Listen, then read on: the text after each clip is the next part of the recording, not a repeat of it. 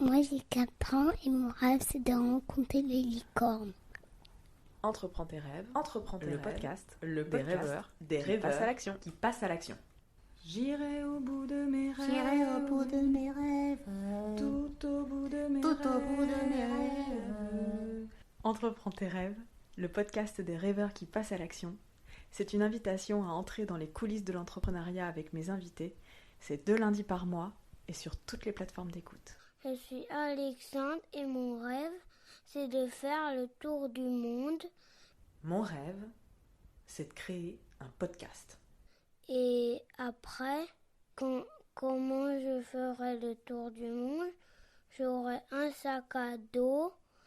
Mon rêve, c'était d'être Claire Chazal. J'ai rêvé d'être pilote de F1. Mon rêve, c'était d'être artiste peintre. Et aussi de aller sur la lune et de être libre. J'irai au bout de mes rêves, tout au bout de mes rêves. Rendez-vous sur Les Vedettes en scène.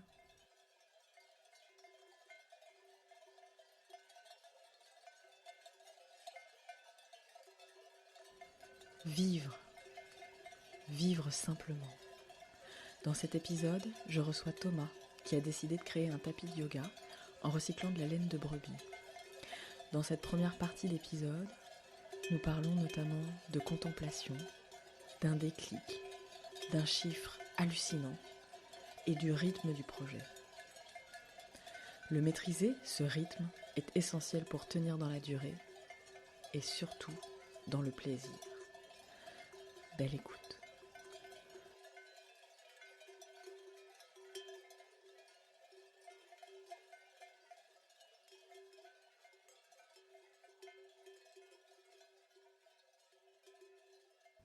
En préparant cet entretien, tu me disais que l'un de tes rêves était celui de vivre et de trouver un équilibre entre ta vie professionnelle et personnelle.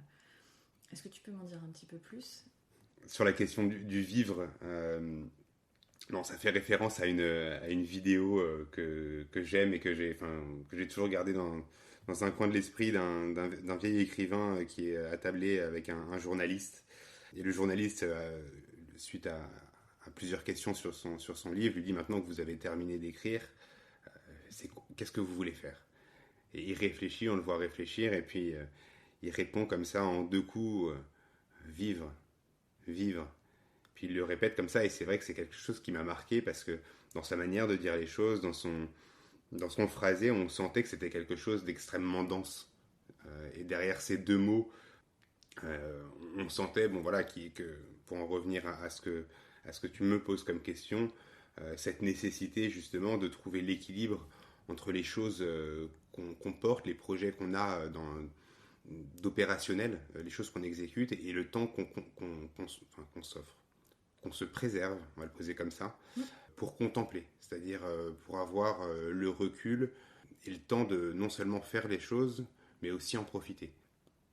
En un sens, tous les deux on habite à 7, c'est bien d'y être, mais quel bonheur aussi de pouvoir une fois par semaine, si c'est pas une fois par jour, prendre le temps d'aller regarder le coucher de soleil, parce que ici les cieux sont juste incroyables. Ouais. On a, je pense, parmi paysages, ça d'incroyable ici. Et donc ça fait partie des choses, des parenthèses qui sont des parenthèses un peu de rien faire. Je sais qu'il y a certaines personnes justement dans la méditation quotidienne qui suggèrent de dire essayez de penser à rien 15 minutes par jour. Asseyez-vous et ne faites rien, pensez à rien. Laissez le temps couler. En dépit de ce que ça pourrait apparaître comme quelque chose de vain et de vide, de plus en plus, j'ai ce sentiment que c'est quelque chose de précieux, que de donner le temps, justement, de laisser couler les choses sur soi. De laisser, c'est comme si, quand on arrive en vacances, on va les premières fois à la mer, et quand on va, par exemple, sur la côte atlantique, le plaisir d'avoir le vent qui nous tape dessus, le bruit des vagues. Toi, tu m'as dit que tu étais né en Bretagne. Typiquement, la violence des paysages, la manière dont ils te touchent et ils viennent à toi, je trouve que c'est quelque chose d'énorme. Et donc, on l'imagine assez facilement quand on est face à la mer, face à des éléments qui sont très palpables, mais je pense que dans le quotidien, il y a ces mêmes genres de petits signaux qu'on aurait tort de négliger et qui font du bien de prendre comme ça de pleine face et de se dire ok, ils sont là, j'ai le plaisir d'en être. Ce que ça m'évoque, ce que tu racontes, c'est que finalement, effectivement, je viens de la Bretagne et je ne me lasse pas, quand je rentre chez moi, d'admirer le paysage de l'étang de Sète, où à chaque fois je me dis c'est comme une ambiance de vacances, et juste de savourer ça. Donc effectivement, ça me parle ce que tu évoques, et j'entends plusieurs choses dans ce que tu évoques. La première chose, ce serait peut-être de sortir de ce mode automatique où j'exécute, je fais. J'ai une liste de tâches et je dois l'effectuer, et je fais ça tête baissée, la tête dans le guidon. J'ai l'impression que tu nous invites à sortir déjà de ça quand on exécute son travail, d'être finalement en présence avec soi-même quand on travaille ou quand on est en interaction. Comme là, par exemple, savourer le fait de partager ton expérience dans cet épisode-là. Et j'ai aussi l'impression que tu nous invites à autre chose, c'est-à-dire prendre le temps du rien faire pour constater son bonheur, ses petits plaisirs de la vie, et que cet espace-temps-là pour toi est extrêmement précieux, mais sans avoir un objectif précis. Tu vois ce que je veux dire ? Ouais, totalement, mais c'est drôle parce que le projet dont je viens de discuter avec toi, le tapis de laine, qui est un tapis de yoga, est dans un univers justement un peu de méditation et de temps long.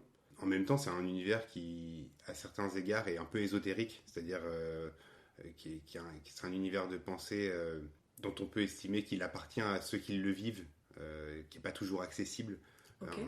Un espèce de temps propre à un sport, et il faut le pratiquer pour le sentir, pour l'avoir.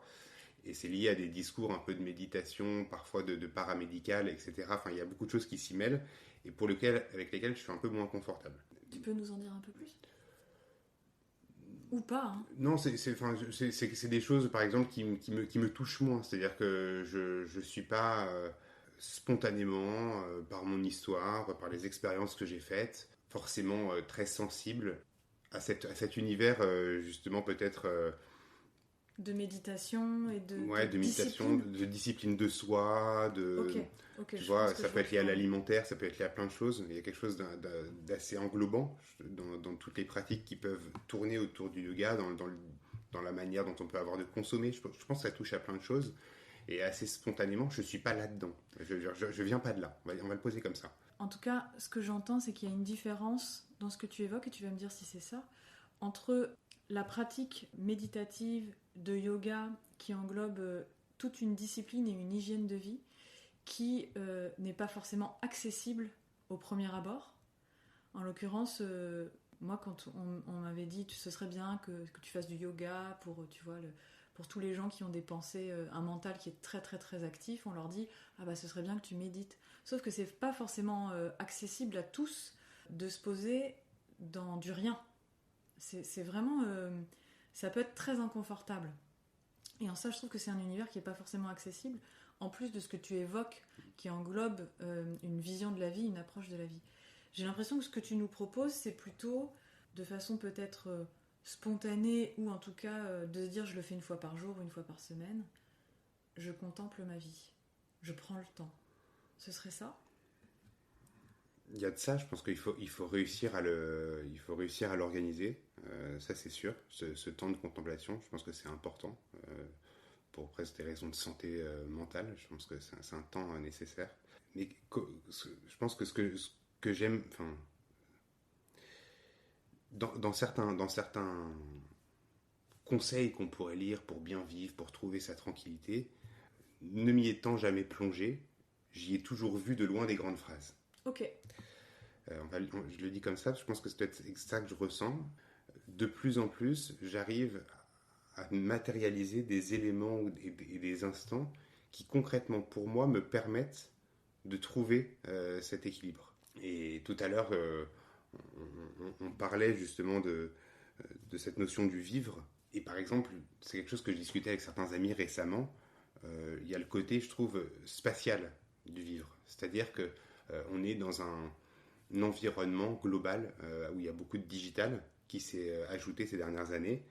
et qui a tendance à nous permettre d'être partout sans y être. On parle avec des amis qui sont à l'autre bout du monde, on discute avec un réseau professionnel qui est dispersé aux quatre coins de la France. Et ça reste du lien social. Et le lien social est extrêmement structurant, je pense, dans la vie d'un individu. Et donc, on a cette dispersion de fait aujourd'hui entre le vivre physique et le vivre convivialité, lien social qui se constitue autour. Et en fait, peut-être un des éléments de la contemplation, c'est aussi le fait de poser sa vie là où on est. Oui. Et que je trouve intéressant. Tu disais dans la première interview que tu avais eu la chance d'être dans un lycée international et que tu avais gardé contact avec tes amis de l'époque, mais que du coup vous étiez dispersés. Et en écho à ce que tu viens de dire, tu me racontais que finalement tu avais peut-être besoin de te recentrer dans un espace, on va dire, concret. Pour moi, on parle de lien, on parle de relation et on parle de présence. C'est ça que tu évoques dans... Oui, effectivement, c'est totalement ça. C'est vrai que j'ai pris tout à l'heure cet exemple parce que à la fois c'est une vraie chance. J'ai été dans un environnement international assez tôt parce que les parents des uns et des autres étaient transitoirement en France et donc repartaient derrière dans des pays parce que généralement c'était des travailleurs qui faisaient quelques années ici, quelques années là. Et donc de fait, ces gens-là, aujourd'hui, sont un peu aux quatre coins du monde et ont à un moment installé leur vie ailleurs qu'en France. Donc c'est une vraie richesse, c'est une ouverture au monde. Je pense que personne ne regrettera après, entre ses 18 et ses 23 ans, d'avoir voyagé plus qu'à l'habituel, parce que c'est le début d'avoir quelques sous, parce qu'on a un peu travaillé l'été, et de pouvoir se permettre ces grands voyages. Et je pense que ça donne énormément de matière à la vie, parce que on sent les choses de différents endroits, on prend le pouls de plein de choses. Donc il y a ce moment peut-être de la vie où on est un peu plus écartelé entre plein de choses et où on s'offre une parenthèse de dispersion et qui est extrêmement importante. C'est un moment où on puise beaucoup de choses, beaucoup d'énergie, beaucoup de couleurs, enfin, de langage, de visage. Enfin, on gagne beaucoup de choses dans ce moment-là. Puis il y a le moment où on retombe. Voilà. Oui, et les relations qu'on tisse dans ces espaces-temps-là de dispersion, comme tu les nommes, sont des relations extrêmement particulières, je trouve. Elles ont une autre saveur. La question qui pourrait venir, c'est finalement comment on garde le lien même à distance. Est-ce que ça a la même saveur ? Forcément non. Mais est-ce qu'on a envie d'entretenir un lien à distance ? Sur les gens qu'on a rencontrés à l'étranger pendant qu'on était à l'étranger. Ouais, honnêtement, je suis pas le bon exemple.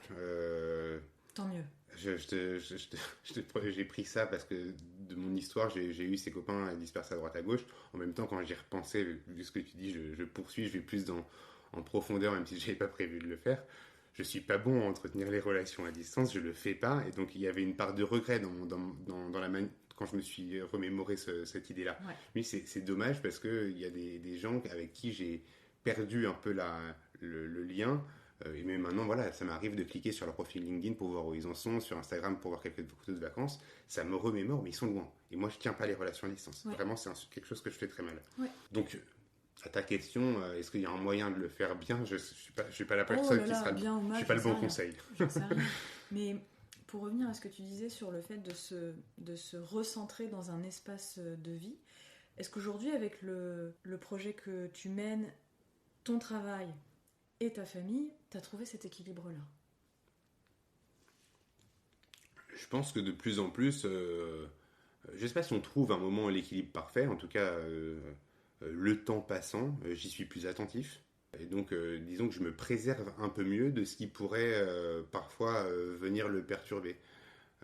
C'est ce qu'on s'est dit un peu au début de notre échange sur le fait qu'à certains moments dans les projets, il est nécessaire de prioriser les choses pour pas se disperser. Je pense qu'il y a ça un peu qu'aujourd'hui j'ai peut-être mieux qu'avant, c'est-à-dire qu'entre ma vie personnelle, ma vie familiale, ma vie professionnelle, mes à côté, je maîtrise mieux justement la gestion des moments et j'arrive un peu mieux à préserver chacun pour que quand je sois en vacances, j'ai pas un espèce de bruit de fond d'enjeux de travail qui viennent perturber le moment et j'arrive à mieux segmenter les choses. Ouais. Ça peut-être que je le fais un peu mieux qu'avant. Une invitation qu'on pourrait faire pour cet épisode, c'est de mettre une étiquette sur ces espaces-là de vos vies et voir si chacune est en équilibre, si elles sont en équilibre les unes avec les autres, que ce soit le familial, le pro, le perso, son temps pour soi.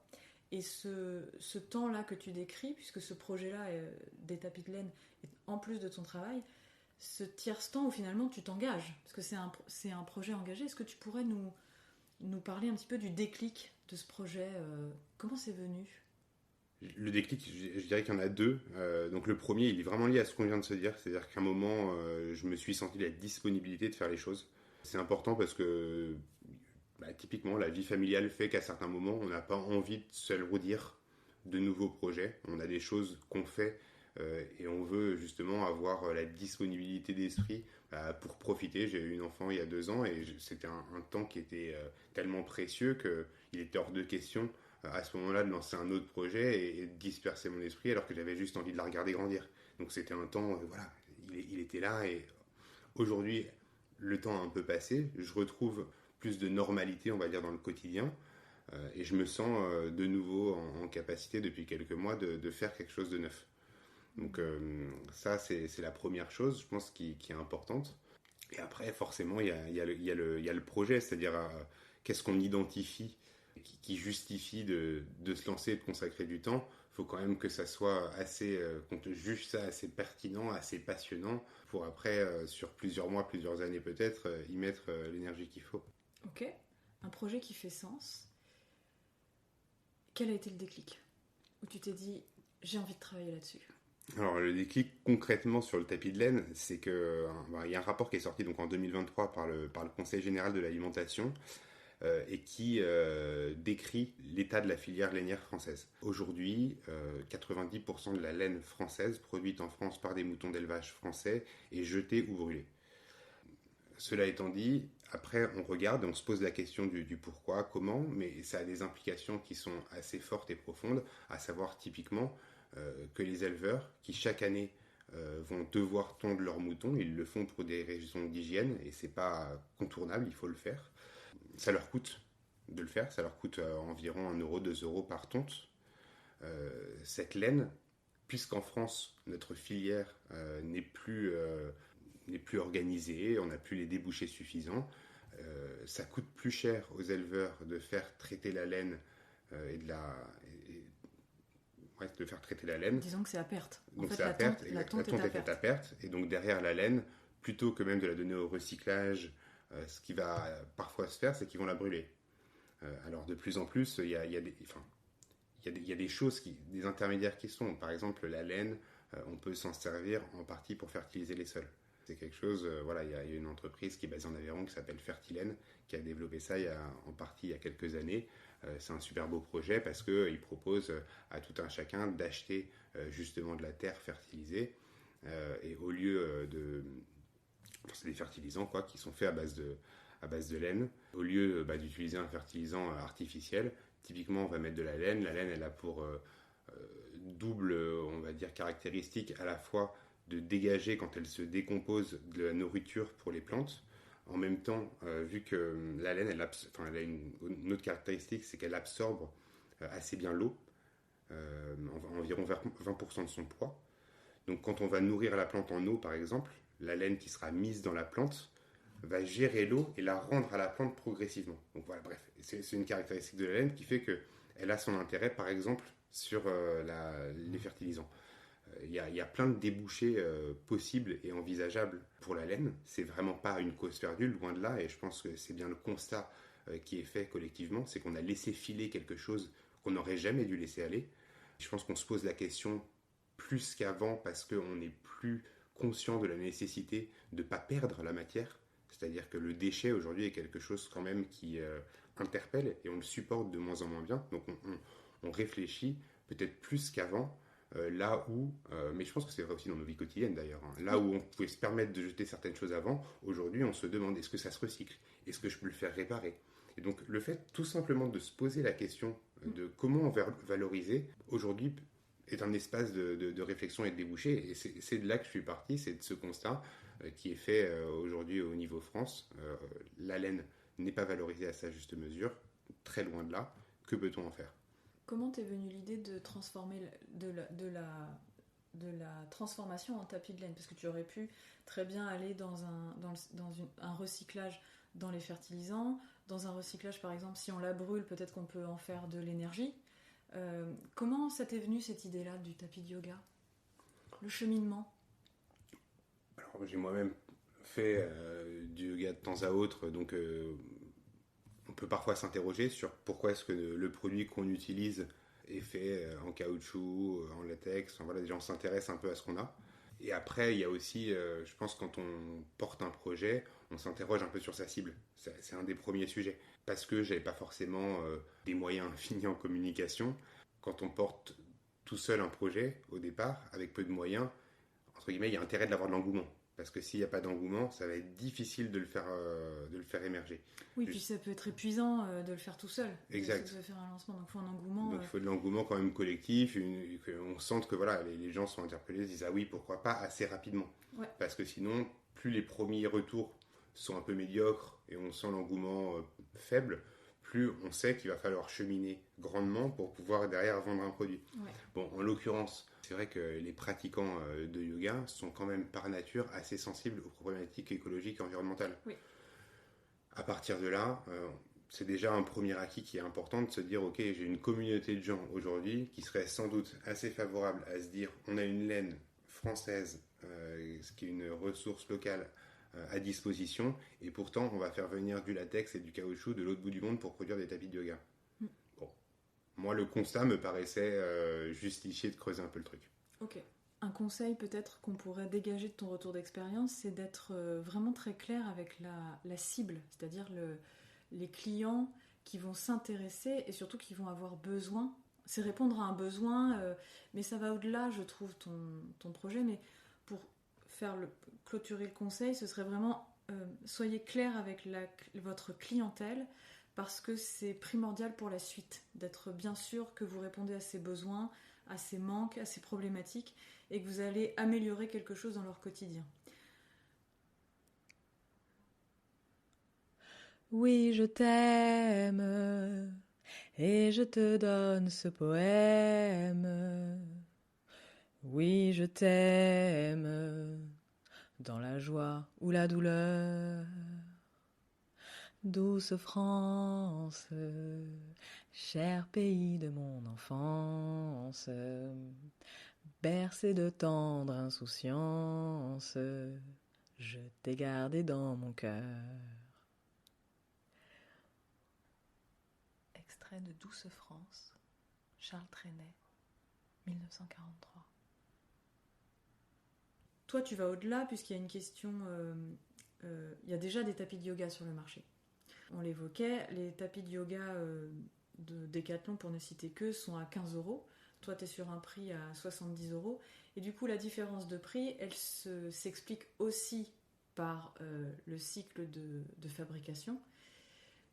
Et il y a autre chose aussi dans ton projet, il y a une question de sens pour moi qui est primordiale, c'est-à-dire c'est un projet local, c'est un projet éthique. Dans toute sa globalité, parle d'économie sociale et solidaire. Et je pense que ta clientèle est aussi sensible à ça. Et je pense que c'est aussi quelque chose que tu portes intimement, toute cette notion autour du recyclage, du déchet. Aujourd'hui, le meilleur des déchets, c'est celui qu'on ne fabrique pas. Et donc, parce que tu es sensible à ça, c'est aussi ce qui est incarné dans ton produit. Alors, la manière dont j'ai lancé le produit, je l'ai fait avec une campagne de financement participatif. Et typiquement, ça a été un moment où j'ai interrogé une communauté sur est-ce que mon produit pouvait potentiellement leur plaire. Je l'ai fait avec Mimosa, qui est une campagne qui est une plateforme de financement participatif dédiée aux projets qui sont en lien avec l'agriculture. Donc, c'est une communauté qui était a priori intéressée par ce type de projet.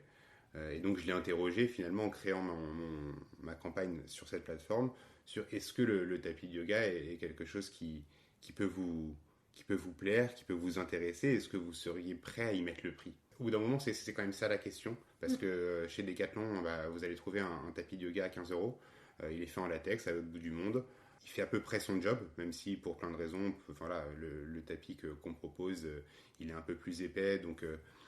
pour les articulations, il est meilleur.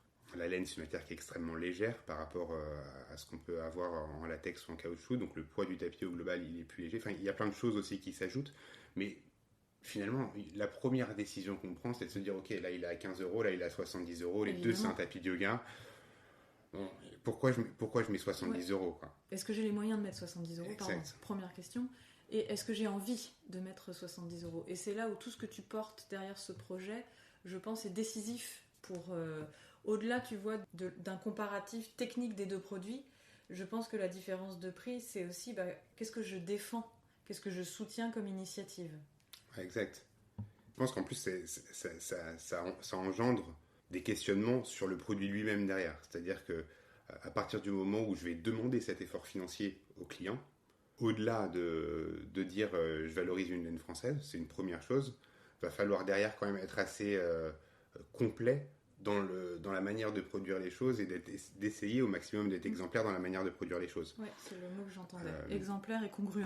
Donc j'ai construit mon circuit de production sur la région Occitanie avec des partenaires qui sont presque tous en ESS. Je suis accompagné à 7 par un tiers-lieu qui est ESS. L'entreprise qui gère la logistique, les envois, ils sont ESS, emploi d'insertion. Ils travaillent avec presque... ils sont assez respectueux aussi de la manière dont ils s'insèrent sur un territoire, etc. Enfin, ils sont une entreprise engagée. La filature Colbert, c'est pareil. Enfin, c'est eux qui produisent le feutre de laine. C'est une entreprise qui, voilà, aujourd'hui...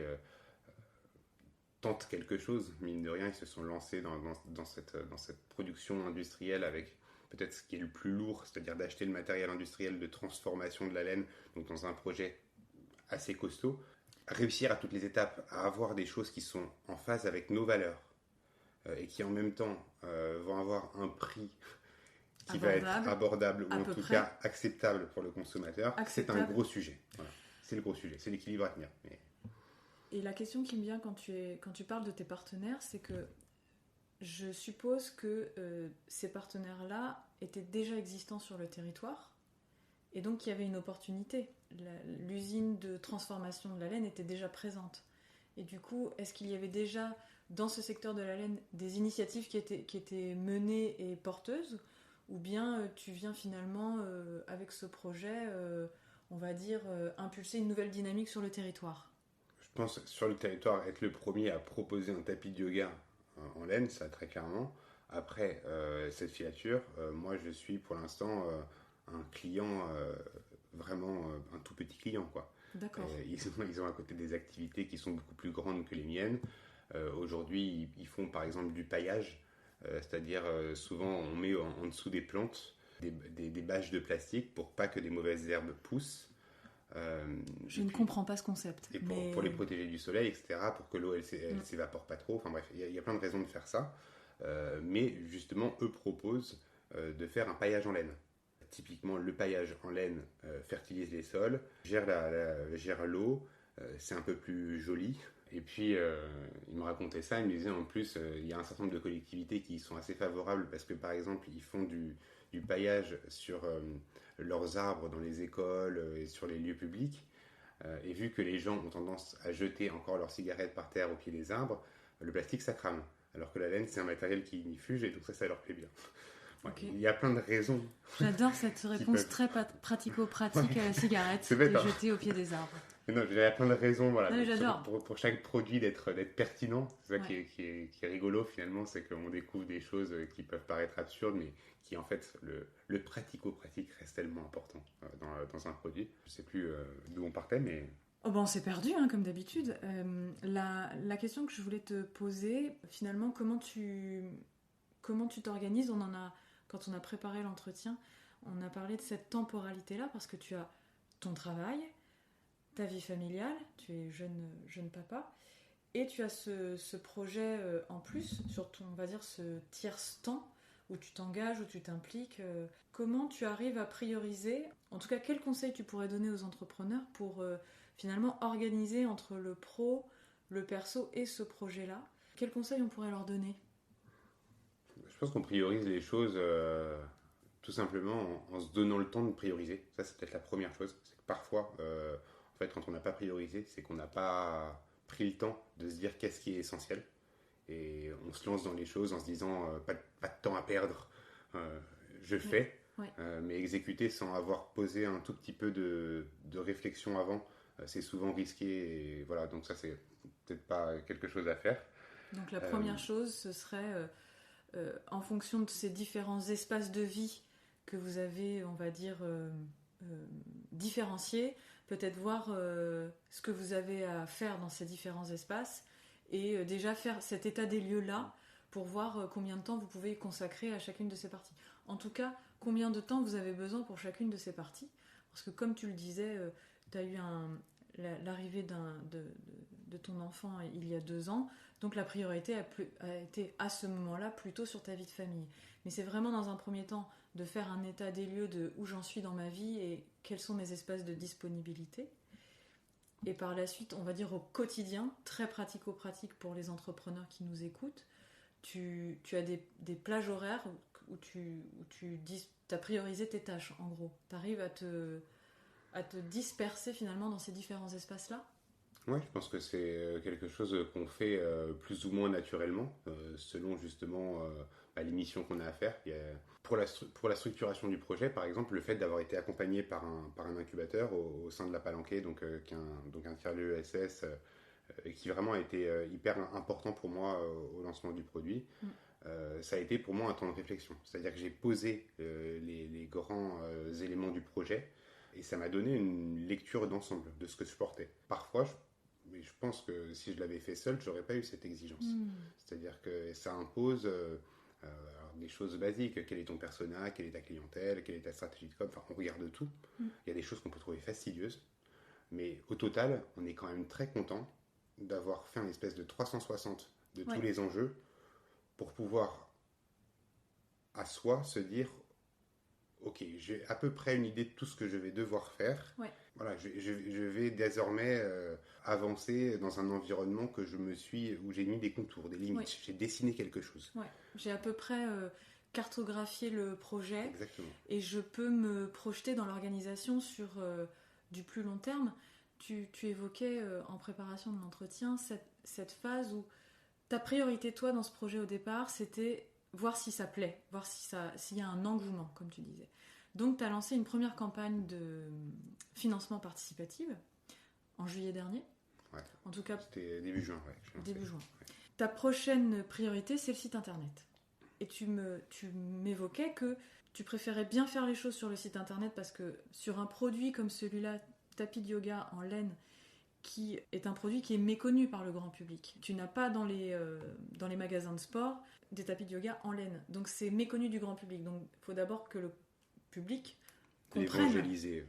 comprenne ce que tu proposes. Apprenne à connaître ton produit.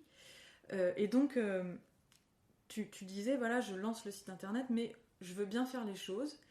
Et pour l'instant, dans le temps là qui m'est imparti, j'ai pas le temps de travailler assez suffisamment comme je le veux sur le site internet. Donc, je lance une deuxième campagne.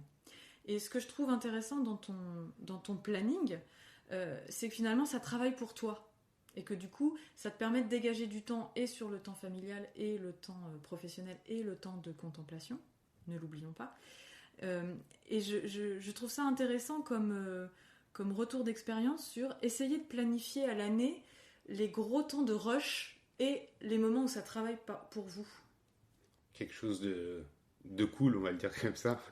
Je travaille pas sur un produit d'intelligence artificielle hyper compliqué, donc l'explication du produit, même si les gens ne sont pas familiers, reste assez évidente. Donc ça, c'est déjà un vrai confort. Je suis sur un produit commun.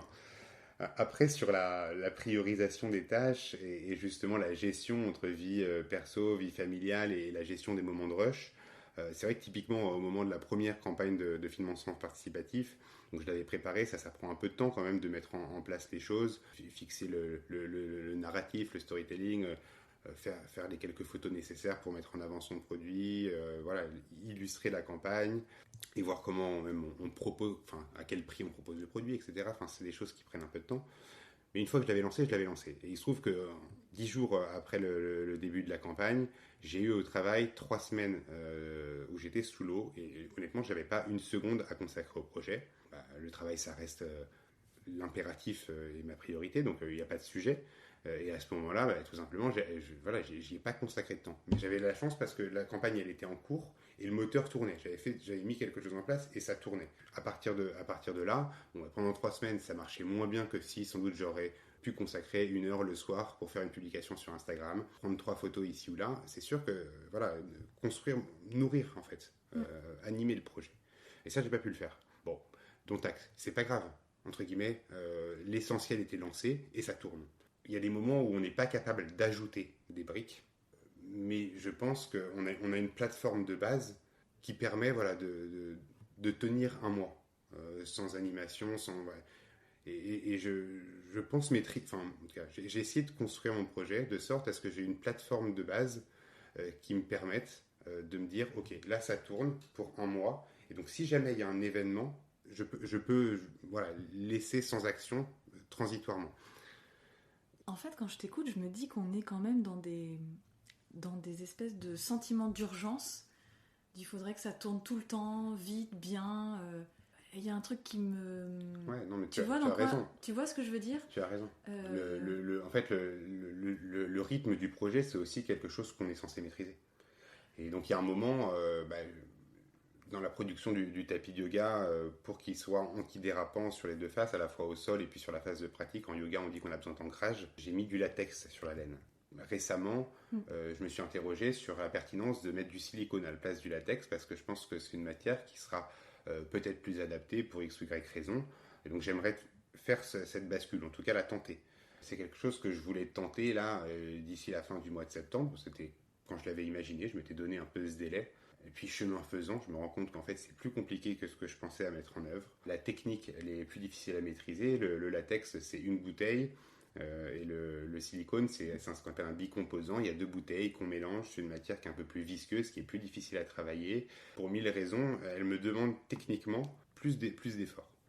Plus d'essais aussi peut-être. Plus d'efforts, plus d'essais, exact. Et ça, c'est quelque chose que tu travailles en direct avec ton partenaire. Concrètement, tu vas à l'usine pour faire des tests ?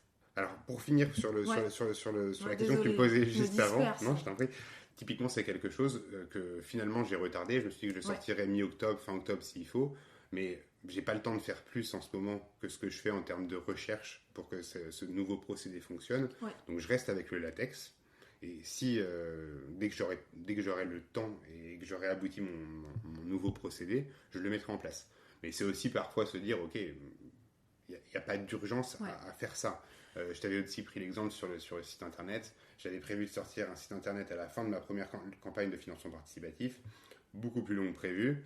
On ne se prend pas la tête, en tout cas, on trouve une autre solution. Ouais. J'ai reporté à mi-octobre de sortir le site internet, et en attendant, j'ai lancé une 2e campagne de financement participatif sur une autre plateforme. Ça a aussi ses avantages. Je teste une autre communauté avec d'autres gens. Voilà, on prend le meilleur un peu de chaque lieu, mais je pense que c'est important effectivement pour revenir encore une fois à ta question initiale, de se dire on essaye à peu près de maîtriser le rythme de son projet, de ne pas se faire déborder. Un de mes managers probablement dans mon ancienne vie de salarié qui m'avait dit en fait il n'y a pas d'urgence, il n'y a que des gens pressés. Et cette phrase m'a marquée parce que je trouve que peut-être particulièrement quand on est entrepreneur, ça n'exclut pas les autres, vous salariés vous êtes aussi les bienvenus dans cette émission, c'est simplement que quand on est entrepreneur, c'est que peut-être l'enjeu financier, qui n'est pas ton cas puisque tu as un travail à côté, mais peut-être que l'enjeu financier de stabiliser son salaire en tant qu'entrepreneur est important, même vital, et que du coup, on se met parfois des échéances qui sont pas tenables. Parfois pour des raisons d'emploi du temps, comme pour toi, ou parfois de fatigue et d'épuisement parce qu'on gère quand même tout seul. Je pense qu'il est raisonnable de reporter les délais et de bien faire les choses pour tenir dans la durée. C'est comme ça que je clôturerai là-dessus, si tu es d'accord. Ouais, peut-être si tu me permets que je mette un bémol, c'est qu'il y a parfois quand même des charges inévitables, je vais les appeler comme ça. Typiquement, là pour vendre le produit, j'ai une entreprise qui s'appelle Boost, qui est basée à Nîmes et qui gère la logistique d'envoi des tapis. Avec eux, typiquement, j'ai un abonnement de plusieurs centaines d'euros par mois pour qu'ils gèrent ça. Okay. J'ai aussi cet abonnement avec justement le connecteur qui du site internet va permettre de prendre les commandes, de leur passer l'information. Ouais. On a après quand même de fait un certain nombre de charges courantes Ok. qui font qu'au-delà de ce que tu dis, c'est vrai que j'ai un salaire, donc j'ai ce confort-là. Ouais. Mais en vrai, l'entreprise, assez rapidement, implique des dépenses récurrentes. Ouais. Ces dépenses-là, il faut quand même les assumer. Ok. Donc ça, parfois, ça peut être un petit coup de stress. Pas dire qu'on ne maîtrise pas, mais de fait, moi, si sur ma campagne de financement participatif que j'ai en cours, parce que c'est mon site de vente en ce moment, c'est sur Ulule, si j'ai pas de vente pendant une semaine, je suis stressé. Objectivement, je suis stressé et donc je peux rien y faire. Je me dis mince, j'ai des charges qui tournent, je dois payer chaque mois la logistique, etc. Et j'ai pas de rentrée d'argent. Donc il y a quand même des moments où on a des sujets qui vont générer un stress ou en tout cas un besoin d'action, voilà, qui est un peu inévitable. Et c'est vrai que parfois, peut-être que c'est ça la difficulté quand on est dans un projet, c'est qu'il y a des choses qui s'imposent à nous. C'est vrai qu'on essaie de les éviter, mais parfois c'est quand même le cas, quoi. Alors du coup, 2 questions me viennent. Je les pose comme ça, on les traite après, parce que je voudrais pas qu'on se disperse. La première, c'est le modèle financier. Et la seconde que j'aimerais te poser, c'est ton travail avec les partenaires. Donc la première question par rapport au modèle financier, c'est que là, pour l'instant, finalement, les frais de ce projet-là sont couverts par ton salaire et par la vente des tapis. Les frais du projet sont couverts par la première campagne de financement participatif. Ok, donc pour l'instant, tu es à l'équilibre, voire en bénéfice, sur la vente des Ouais, parce premiers qu'en fait, tapis. c'est des pré-achats. En fait, c'est ça qui est intéressant avec le financement participatif, c'est Ok. que les gens achètent un produit, mais t'offrent le luxe d'avoir 2 mois pour leur livrer. Ok, donc tu as une Donc avance. en fait, tu as une dans ta avance de trésorerie. 2 mois de trésor pour produire ton truc et leur livrer. Ok, Et donc c'est ça, parce que si tu fais ton site internet, que tu es sur une e-boutique, généralement quand tu commandes, tu t'attends à avoir le produit une semaine plus tard. Oui. Bon, là en l'occurrence, on annonce un délai dans une campagne de financement participatif qui est en général de 2 mois après, et ça permet de se servir des fonds du financement participatif ok. pour produire. Donc c'est ça le... Ok, et on va dire que pour gérer le stress potentiel si tu vends pas, il y a quand même ton salaire derrière qui t'assure une sécurité. On va dire que tu te rémunères pas pour le moment avec ouais. ce projet. Non, clairement pas.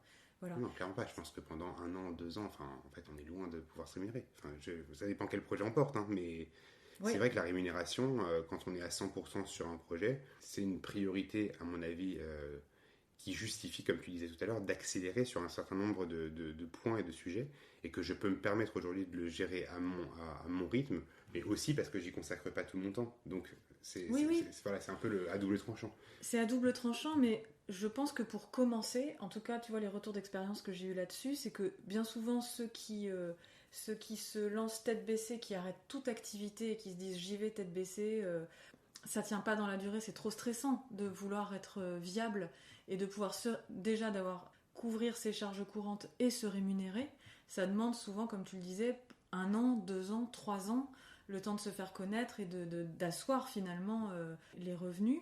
Si j'ai un conseil à donner, c'est de garder un emploi salarié le temps du développement du projet pour pouvoir moduler en fonction de son emploi du temps du projet. Mais tu vois, il y a une étape, je sais pas en tout cas toi quels sont tes projets, ou si tu l'as déjà vécu, mais dans un projet, il y a un moment donné où au début, tu as ton emploi et le projet que tu développes, et il y a cette fameuse phase où tu dois consacrer plus de temps pour ton projet, parce que et ton travail prend trop de temps par rapport au projet que tu veux développer. Tu as déjà vécu ça ? Ouais, c'est un peu ce que je t'illustrais tout à l'heure au moment de la campagne de financement participatif. Ouais. C'est que j'ai eu un moment où pendant 3 semaines, franchement, je n'avais pas une minute à y consacrer. Je bossais déjà sur les horaires qui étaient amplitude... je ne pouvais pas en rajouter une seconde, honnêtement. Ouais. Bon, à ce moment-là, ça reste un projet à côté. Ouais. Je pense que... Ça restera un projet à côté exact. pour toi. J'assume ça aussi comme tel. Franchement, c'est un projet qui, pour l'instant, est un projet plaisir. Je ne me rémunère pas dessus. Et c'est vraiment quelque chose que je fais parce que ça a du sens et que je crois en ça. Donc je le porte. Très clairement, aujourd'hui, pour moi, il n'y a pas de sujet dans le sens où si j'ai pas le temps, j'ai pas le temps. J'assume quand même ça. Ouais. Et c'est peut-être un modèle, ce que tu présentes ici, comme un modèle qui pourrait être intéressant pour les entrepreneurs qui veulent se lancer. C'est pas forcément de lâcher son emploi, et ça reste un projet plaisir. Tu vois, même si c'est une activité professionnelle à part entière, ça peut rester un projet plaisir à côté. Tu vois, il n'y a pas juste soit le salariat, soit le projet. Tu vois ce que je veux dire ? On n'est pas obligé de trancher là-dessus. En tout cas, Ouais. je te sens très clair là-dessus sur le fait que ça reste un projet à côté et que... Après, je pense que le format du projet compte. C'est-à-dire que je pense qu'il y a certains projets ou une espèce de momentum qui fait que si les choses ne sont pas faites aujourd'hui, on risque de se faire prendre le sujet par quelqu'un d'autre. Et donc, il y a une forme d'enjeu de vitesse. Je pense qu'il y a certains projets quand même qui l'exigent. Pour l'instant, c'est pas mon cas, ou en tout cas, je l'ai pas vu. J'ai peut-être un concurrent qui est derrière et qui est en train de me doubler. Non, je sais pas, en tout cas, je l'ai pas vu et je le vis pas comme ça. Okay. C'est vrai que c'est un projet que je vis sur le temps long. Après, honnêtement, j'y bosse quand même peut-être 5 jours par semaine de 20h à 23h. Donc je sais pas si j'aurais envie de prolonger ça pendant 5 ans. Je le fais parce que voilà, je le fais depuis 2-3 mois. C'est un projet que j'avais à l'esprit depuis longtemps. J'ai envie que ça se mette en œuvre. Pour l'instant, je continue à le faire avec plaisir. Quand je sens que je suis fatigué, je fais tout pour arrêter ou freiner les lieux qui me paraissent être dans le projet non essentiels, non prioritaires.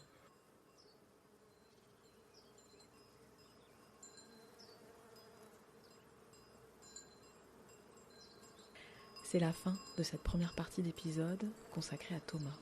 Je l'espère inspirant pour vous, chers auditeurs. Dans la seconde partie, nous aborderons ces partenariats, la frugalité rurale, les interdépendances entre les différentes filières de la brebis et aussi d'archipels d'initiatives. En attendant, croyez en vous.